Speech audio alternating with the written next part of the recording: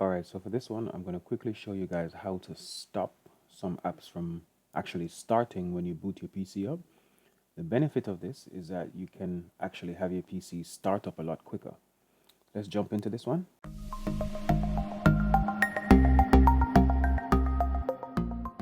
So first we go to Task Manager, right? So you press the start button here, or you just press start on your keyboard and you type the word task, T-A-S-K.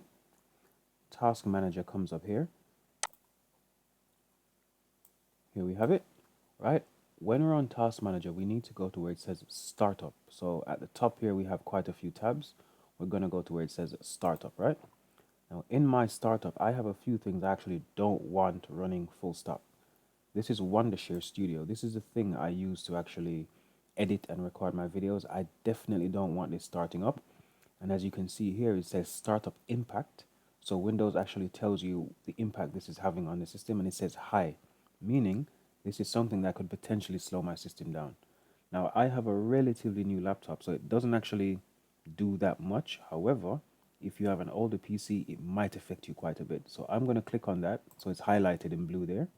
Then I'm going to go here and click disable. That disables it. I'm going to also go to Cortana because I never ever use Cortana and do exactly the same thing. Oh, it says disabled already. Okay, that's fine. Let's scroll on through. Intel graphics definitely needed. Audio needed. Audio needed. That's needed. Windows terminal needed. Okay, so I'm going to leave everything else as it is.